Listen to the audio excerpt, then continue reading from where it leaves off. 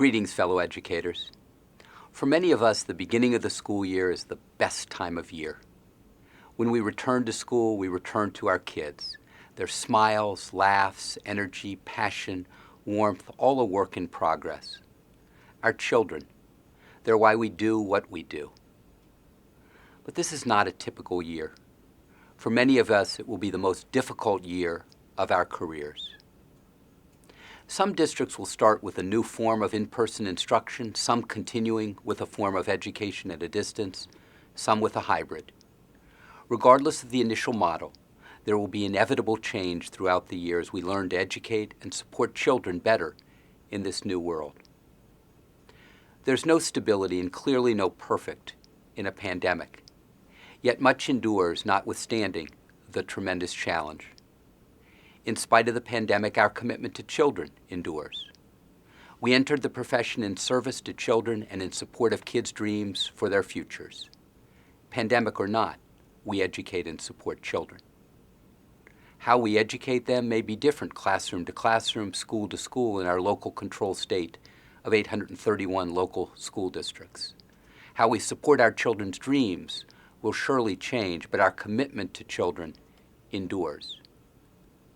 Similarly, our commitment to providing children with knowledge, skills, and abilities endures. Yes, it is more difficult, but not impossible, with educator creativity and drive and reflection and partnership. We've learned so much as educators across the country since March. We're better prepared than we were a few short months ago.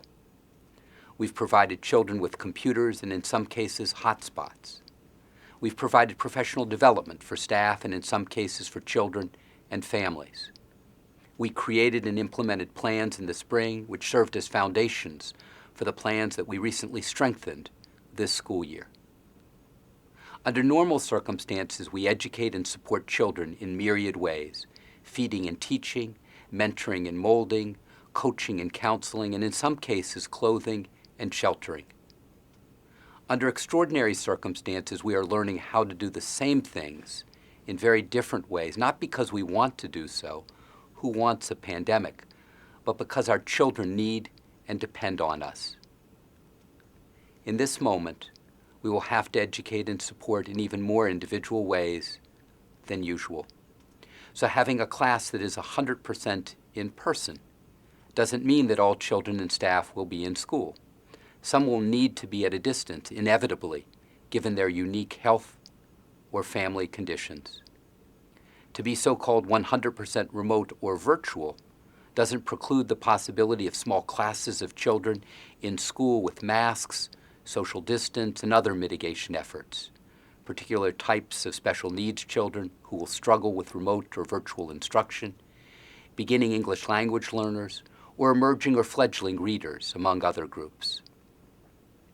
It was Langston Hughes, the African-American poet, who wrote in Dreams, "Hold fast to dreams, for if dreams die, life is a broken-winged bird that cannot fly." And it was Hughes who also wrote in the poem Harlem, "What happens to a dream deferred? Does it dry up like a raisin in the sun?"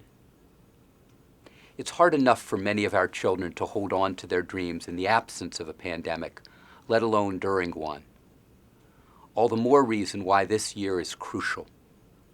Please take time early this school year to get to know your new students, to build relationships with them.